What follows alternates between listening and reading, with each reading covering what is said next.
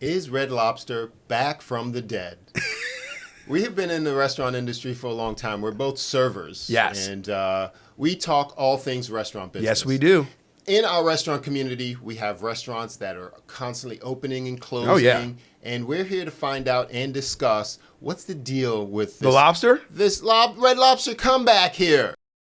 I think Red Lobster was born in 1968. Wow, okay. And throughout the 70s and 80s, it came to rise as... We're going to Red Lobster. Right? And it was a place to celebrate. It was a place for birthdays. Yeah. For graduations. And it was considered high-end seafood at the time. Not high-end, but it was family-oriented seafood. Like, so you weren't going to make it at home. It brought seafood to the inner part of the country. Yeah, definitely the suburbs. It's I would say middle class. Middle of the country. Yes. To a chain restaurant because, by the way, Red Lobster is the largest purchaser of seafood in the entire world. Seafood purveyor, really? Is that the right word?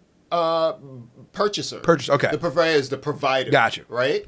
Throughout the years, it had its ups and downs. And I think the KO was really the pandemic, where a lot of restaurants either closed or slowed down. Oh, for sure. They did their inside, outside, can't eat here, can't eat there type of thing. And that really hurt a lot of brands. Especially, because, Red Lobster is more of a, it's a standalone kind of building. It's, it's not really known for having patios by any means. Right, it's not a takeout spot. No, yeah. Everybody's blaming this, the unlimited shrimp for the downfall. Didn't help. It did not help. But I worked there in... early 2000s, and obviously, like you said, 60-something. So they've been doing these promotions for years, and shrimp ain't that fucking expensive to me. Well, to you. But, like, I can see unlimited lobster breaking the bank, but shrimp is not expensive. You can get a good amount for a decent price. Okay, when you say shrimp's not expensive, if you're going to talk about all the SKUs that you could possibly do, like unlimited peanuts and popcorn and chicken or something like that. But as far as seafood, be more expensive than that. Than those, yes. Right. But as far as seafood, I think it's the most reasonable one out of something to do unlimited with. Not to make no goddamn unlimited. True. I mean, come on, because you can eat that so pop. Yes, exactly. Right? What in my opinion really killed them was first the slowdown in restaurants. The unlimited shrimp thing that lost them $11 million. That's gonna contribute to something because when you're not busy, and then you're already taking an L, and then you're taking an L on your product. That's where it hits you. Now, if you're busy the whole time, you're not really gonna take an L on the product. That's almost like the McDonald's effect. You know what I mean? Where you could price something cheaply because you're busy enough to hold the volume. Right. If your cost of goods go up by a certain percentage, that's going to wipe out almost all your profits. True, absolutely, 100%. Okay, so if you're running without profits, you can't grow, you can't sustain, and they went through bankruptcy. Yes.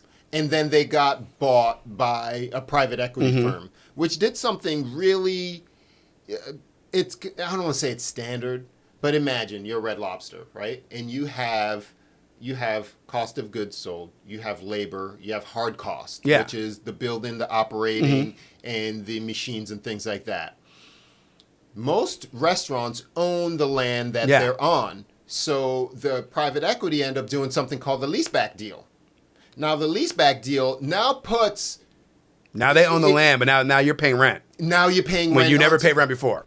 That's a problem. And rent is one of the biggest expenses, period, in anybody's life.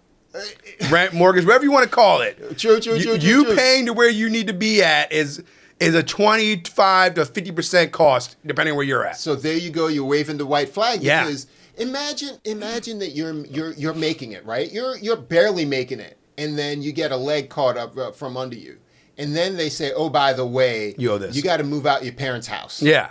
And start paying rent, or you stay in your parents' house to complete the analogy. Now you got to pay rent. And you're like, ooh, I already have insurance, I have my cell phone, I have all this stuff.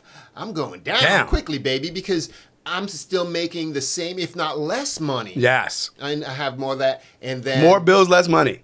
Right. More bills, less money. We all know what that's like. Well, we are going through it right now. And so we're moving on to this question now to answer the question, is it back from the dead?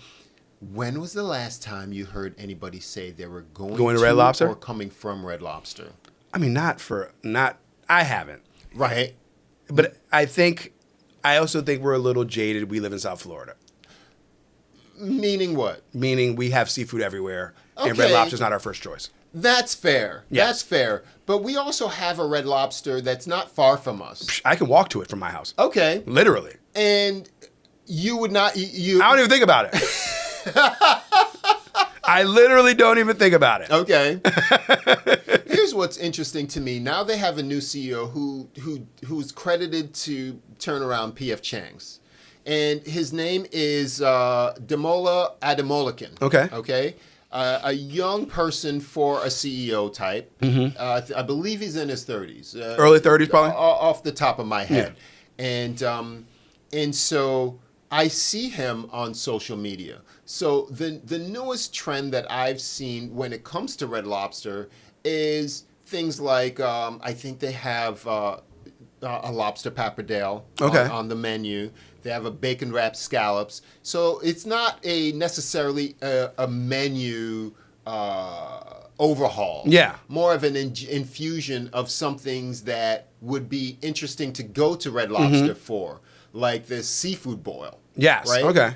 Now, the seafood boil off the top of my head is going to be, I think there's a couple of different ones that they have, and one's headlined by shrimp and seafood and the potatoes and the corn, and the other one's headlined by lobster. Okay. I think the lobster one is like maybe $45 or something. Sure, whatever, yeah. It's going to be priced accordingly. It's priced accordingly, and you can choose your different flavor butters and things gotcha. like that. Yeah. Now, like seasonings and yeah. Would that be enough? I'm not a big seafood boil person. Me either. Okay? I don't want to play in my food with my hands. I don't want to work for my food, but they tend to be very popular. True. But would you not go to Mrs. Crab or Juicy Crab? Now, or wherever? I would, exactly. Now, I mean, I was going to say, the one thing I do play with is crab, but I grew up in Northern Virginia, which is right by the Chesapeake. We can go get fresh crab. And there's the little blue crabs, not like crab legs and stuff, but, so we used to play with our food. Right. Now, you're going to be fighting against the not the stereotype, but Red Lobster's been typecast. True, absolutely. Okay? How do you get away from that? Yeah, how do you get away from the stigma? That's the word I'm looking for. Absolutely. How do you change the stigma surrounding, and what do you think what do you know the stigma to be for Red Lobster? I mean, exactly the things we talk about, where it fits a certain demographic. Mm-hmm. It fits in those communities that don't have seafood readily available. Right. Which is why they are, why they could purchase and sell as much seafood as they do. Mm-hmm. So, they're bringing water to where there's no water at, if you want to say. There you go. The philosophy in life, not a philosophy, but one thing that's really true that I believe, the things that make you successful are the things that you fail at. Yeah. Meaning you're successful, and then now you're so successful you become You got too big for your britches. Yes. Or taken for granted. Or you're no longer fresh. You're no longer relevant. You're no longer we just know you're going to be there. Almost like remember back in the day when we were growing up, you wanted pizza, you go to Pizza Hut, and there was like a standalone restaurant, and it was like a thing. It had a little arcade in it. You went and you got your pizza at Pizza Hut and you enjoyed yourself. Mm-hmm. When's the last time I've ever been to a Pizza Hut? And it's not because, that Domino's took over or anything like that. It's just simply because we just don't have the initiative to go there anymore, and we're so used to them just being everywhere kind of thing. Does that make sense? It makes sense because for me, it's been a long time that I've been to Pizza Hut, and it's not like Pizza Hut was only delivering pizza. It was delivering something new. Exactly. Right? And it's no longer new. And I could go almost anywhere for pizza. Yes. And there are places that have artisan pizzas now. That's where things are going with pizza, for instance. I could go to Mr. 01 and have like a pizza with prosciutto, Yeah. and arugula, and white pizza, and a Greek pizza, and this and that. Yeah, exactly. Okay? So keeping on the rails with Red Lobster, I can get a seafood boil at a independent place. Yes. I feel like, for me personally, I generally don't go to places that I know to be chains. Yes. They may be chains, but they have an independent feel. Exactly. It doesn't have that feel with Red Lobster. Red Lobster's it's a big name. Obviously, we know it was part of, at the time when I worked there, it was part of Darden, which was huge, one of the biggest restaurant conglomerates of the world at the time. Yeah. And they owned a bunch of other stuff, and they had a very corporate even structure when it came to serving and everything else. It was very corporate. Okay. So you could kind of feel that corporate entity in there, and then I think which was good at the time. Which was good at the time. Because what corporations brought was a standard. And stability, that you're going to have these types of beverages and drinks, and you know that they're going to have this standard of food. You're not going to run out, so to speak. Yes. You go to certain places, we're out of this, we're out of that, and that could be a little disappointing. But corporations brought a standard and a structure. Now, the downside to that, in my mind, now a lot of corporations have been known to cut corners. Yes. And then they put you in, and then they put you in the grocery stores now too. So now for the one thing, too available. Yeah, now you're too available. Now, like the one huge draw that you would always hear was the bread. Yes, the Cheddar Bay biscuits. Yes, I can buy that in the fucking store and bake it myself. I don't have to go to Red Lobster for it. So you cut out that middleman. You cut out the middleman. Yes, you're still making money, but Bay. at the same time, you're not putting the asses in the seats. That's a great point. That's a pull. There's certain things that it can be as simple as I'm saying. It's as simple as bread pulling people to certain things. Yeah, you know what I mean. And that's all you really need sometimes is something that puts that ass in the seat.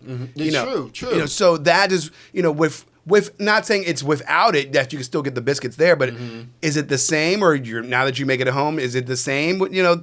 Does that make sense what I'm saying? Right. So the overexposure, the overavailability has now become your Achilles heel, where you're like, I can get it anywhere. I could get those in the stores. Yeah, I can make it at home. I can make it at home while I can eat my Cheddar Bay biscuits while making my own seafood boil, with whatever ingredients I want. Right. And it still might be cheaper than that $46 for the head and feed my whole family. Right.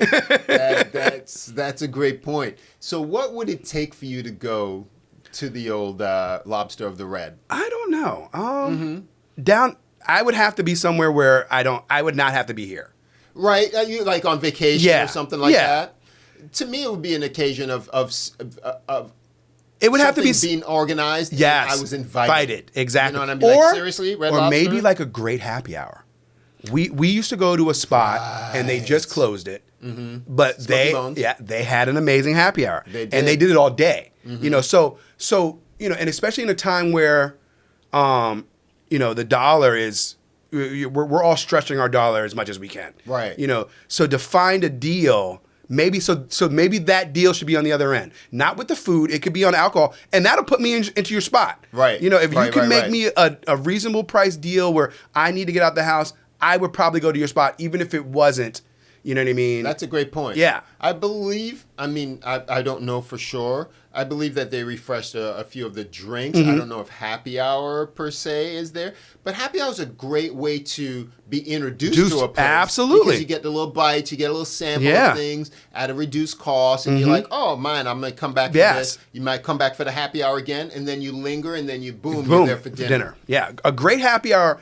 For higher end places, like we're down here in South Florida, and we have great restaurants that open all the time. And if me and you will talk about like, hey, let's go check out the happy hour, and that'll let us know if we're going to go back and eat there ever again. Right. It's not entirely fair to say that would be the definite gateway, because we did a show on happy hours, and it's not legal in every state. It's not. There's so many states where happy hours are restricted or illegal. True. And things like that. So let us know in the comments if you're watching on YouTube, or if you're listening on the audio podcast. Absolutely. Email me. I'm themodernwaiter@gmail.com. Follow me on Instagram and TikTok @themodernwaiterpodcast. And let me know if you've been to a Red Lobster. Yes. What would it take for you to go to back, a Red Lobster? And is the seafood boil or the lobster pappardelle or the bacon wrapped scallops enough for you to go back and visit? Because I'm very interested in the evolution and the de-evolution of restaurants. because we have restaurants that close all the time. Yeah. We have restaurants that open new concepts, new flavors, and things like that. So it's really challenging to keep up with the Joneses. Keep up the whole time. Absolutely. So we do this show for you each and every week. I'm Marlon Joseph, the Moderator. I'm Danny Villain. Subscribe, people. We will see you next week. Later.